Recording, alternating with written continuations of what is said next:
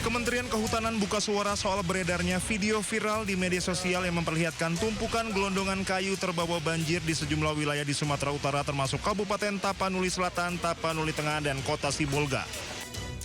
Dirjen Penegakan Hukum Kementerian Kehutanan Dwi Januanto Nugroho mengatakan dugaan sementara gelondongan kayu bekas tebangan yang sudah lapuk dan kemudian terseret banjir. Namun pemeriksaan secara menyeluruh masih perlu dilakukan tim Gakum Kemenhub. Tim Gakum Kemenhub kerap melakukan operasi membongkar modus operandi pencurian kayu ilegal hasil pembalakan liar. Termasuk menemukan sejumlah kasus di wilayah yang sekarang terdampak banjir di Aceh, Sumatera Utara, dan Sumatera Barat. Dwi mengatakan tidak menutup kemungkinan kayu-kayu tersebut merupakan hasil pencurian kayu ilegal. Media sosial terkait dengan kayu-kayu yang menyertai arus banjir. Salah satu hasil analisis sumber-sumber kayu itu disampaikan oleh Pak Wamen juga.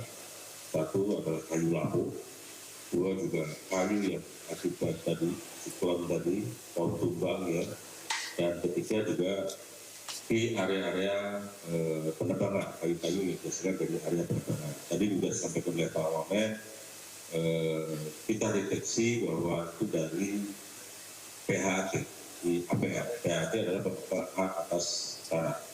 Nah, di area penebangan yang kita deteksi dari PHT itu di APR, memang secara mekanisme untuk kayu-kayu yang tumbuh alami itu mengikuti regulasi kehutanan, dalam hal ini adalah SIPU, Sistem Informasi Penataan Hasil Hutan. Sebelumnya, rekaman video yang diunggah di media sosial diduga berasal dari Tapanuli Selatan dan Tapanuli Tengah di Sumatera Utara memperlihatkan kayu-kayu gelondongan yang ikut terbawa banjir. Sejumlah warganet mengaitkan kayu-kayu tersebut dengan fenomena deforestasi di wilayah Sumatera yang terdampak banjir dan longsor dalam beberapa waktu terakhir. Dari Jakarta, Rani Sanjaya Anyus melaporkan. Sementara itu, pemirsa, Wakil Ketua MPR RI Edi Suparno menilai perlu ada tindak lanjut dari temuan kayu gelondongan yang terseret banjir di Sumatera Utara. Dirinya juga meminta aparat penegak hukum menelusuri asal-usul kayu tersebut. Kita sudah bicara dalam hal ini masalah penegakan hukum, ya, bahwa perlu adanya tindak lanjut dari permasalahan yang sekarang kita sudah lihat, adanya kayu gelondongan yang sudah sangat nyata di depan mata kita. Sumbernya dari mana? Kalau itu adalah sumber legal, ya kita bisa telusuri dari perizinannya, dari kegiatan-kegiatannya yang dilakukan secara sah. Tetapi kalau ternyata itu dilakukan di luar jalur hukum dan ketentuan yang berlaku, saya kira perlu ada penegakan hukum yang kuat dan konsekuen, agar ada efek jeraknya, jangan sampai terjadi lagi di kemudian hari.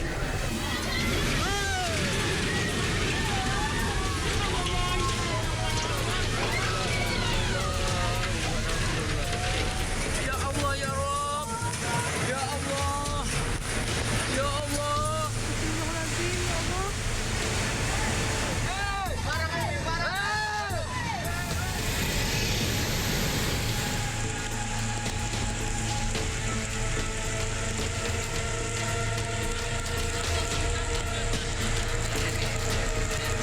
Maintenance di situ dulu, Pak. Sampai buang dulu.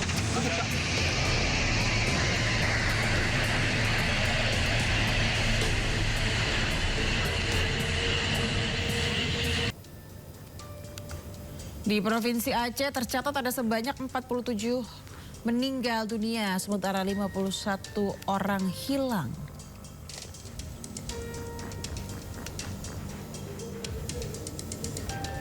Di Provinsi Sumatera Utara, pemirsa, kemarin tercatat sebanyak 166 orang meninggal dunia, sementara yang hilang tercatat adalah 143 orang.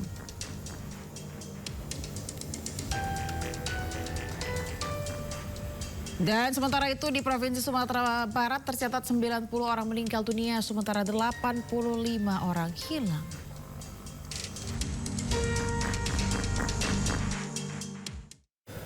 Ya, pemirsa, Kepala BNPB Letjen TNI Suharyanto menyampaikan update terkait dengan bencana di Sumatera. Salah satunya adalah Sumatera Utara dengan korban meninggal dunia mencapai 166 jiwa. Selain itu, Kepala BNPB menyampaikan bantuan ke wilayah Sibolga tidak bisa diakses melalui jalur darat. Saya akan uraikan dari mulai Sumatera Utara, korban jiwa yang kemarin 116 jiwa sekarang menjadi 166 jiwa meninggal dunia. Artinya dalam satu hari ini bertambah 60 jiwa meninggal dunia. Ini berkat operasi pencarian pertolongan oleh Satgas Gabungan yang dipimpin oleh Basarnas. Kemudian 143 jiwa yang masih hilang. Rinciannya ini banyak ya, nanti rekan-rekan media akan diberikan salinannya.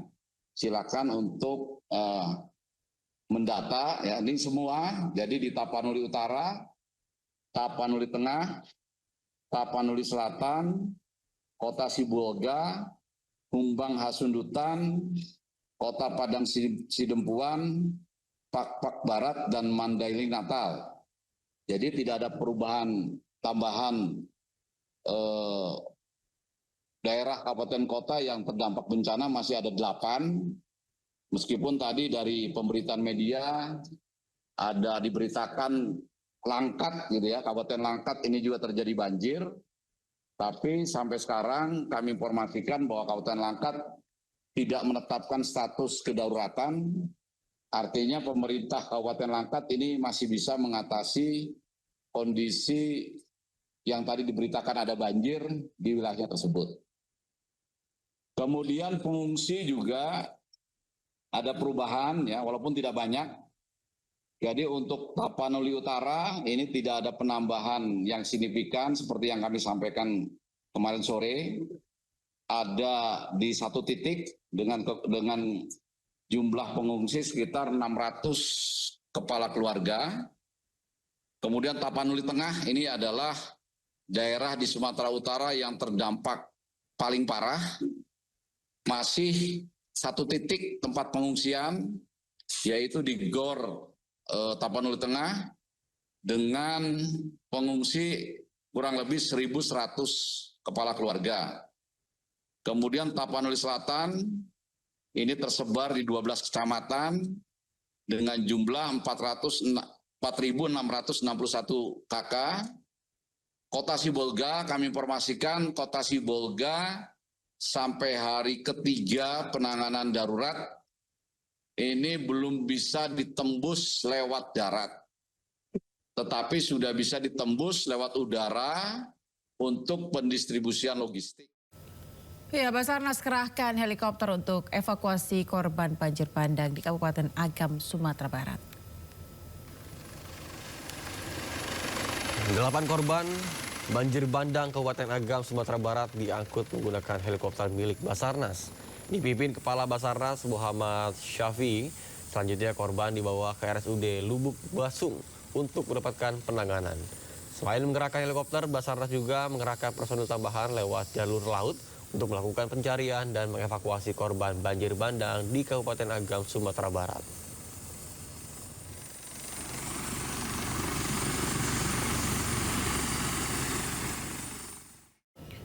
Ya, pemirsa, Kementerian Kehutanan buka suara soal video viral gelondongan kayu terseret banjir di Sumatera Utara. Dugaan sementara, gelondongan adalah kayu bekas tebangan yang sudah lapuk kemudian terseret banjir.